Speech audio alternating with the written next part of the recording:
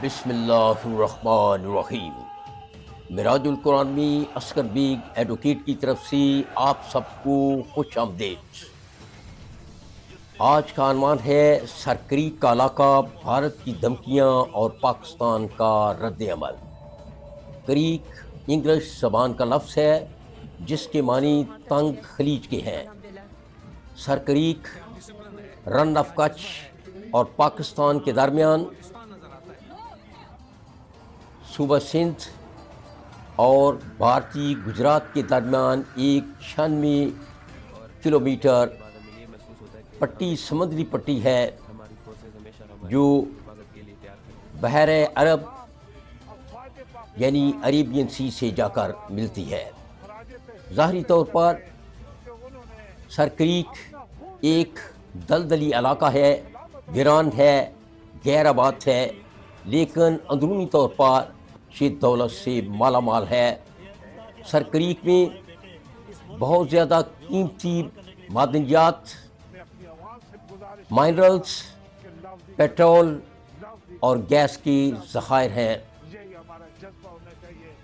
1916 میں سرکریک کو سندھ کا حصہ قرار دیا گیا، لیکن ہندوستان بحری حد بندی کی بنیاد پر سرکریک کے اکثر علاقے میں مداخلت کرنا چاہتا ہے، اور ہندوستان کشمیر اور لداخ کی طرح سرکریک کو بھی ایک متنازع علاقہ قرار دے رہا ہے۔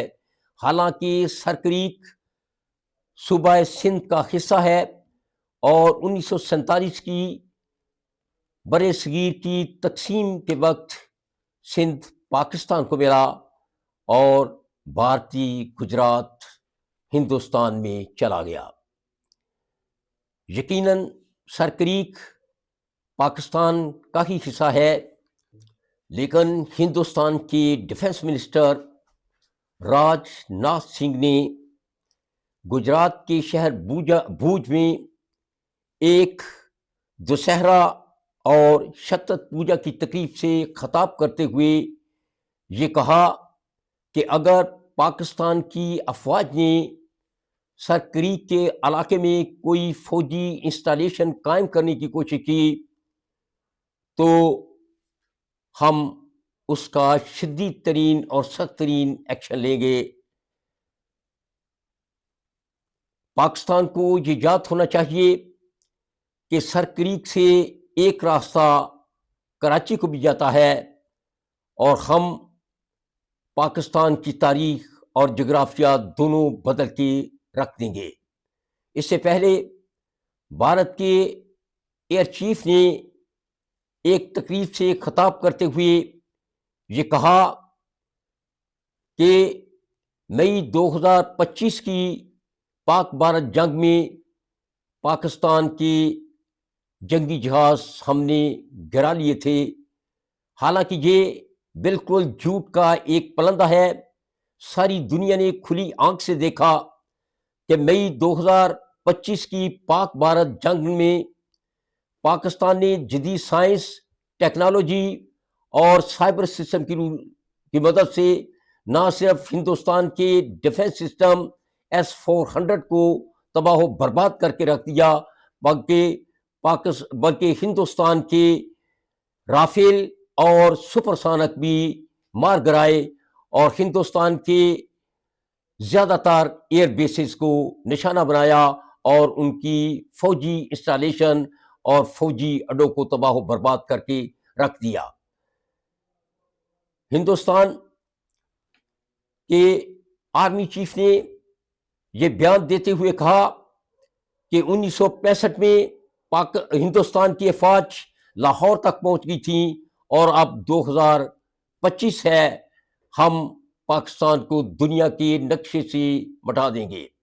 اس کا جواب دیتے ہوئے پاکستان کے فیلڈ مارشل سید عاصم منیر نے کہا کہ اگر ہندوستان نے کوئی فوجی ایڈونچر کرنے کی کوشش کی تو اسے یاد رکھنا چاہیے کہ پاکستان ہندوستان کے مشرق سے اور ہندوستان کے اندر سے حملہ کرے گا، اور دنیا یہ دیکھے گی کہ ہندوستان کا وہ حشر ہوگا جو تاریخ میں کسی بھی ملک کا نہیں ہوا ہوگا.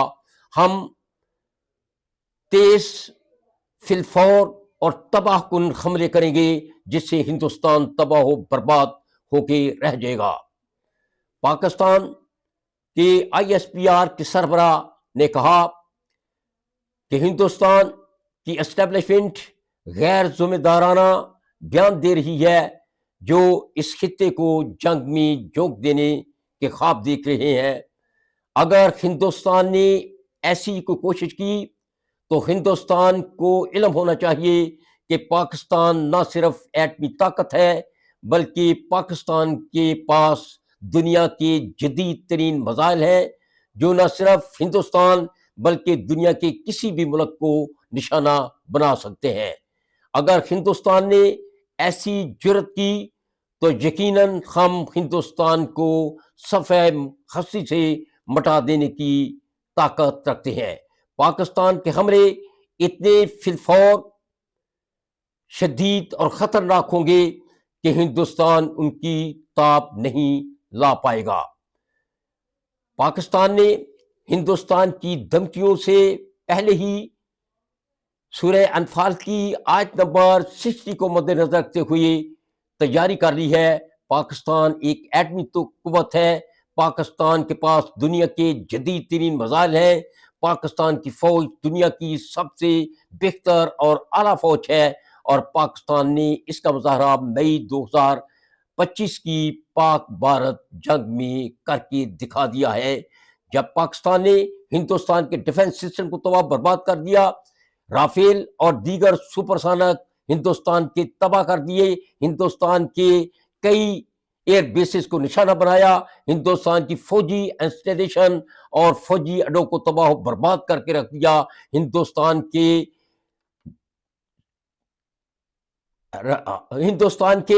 الیکٹرانک سسٹم، ہائیڈرولک سسٹم اور دیگر سسٹم کو بالکل تباہ کر دیا اور ناکارہ بنا دیا اور ہندوستان اندھیرے میں ڈوب گیا.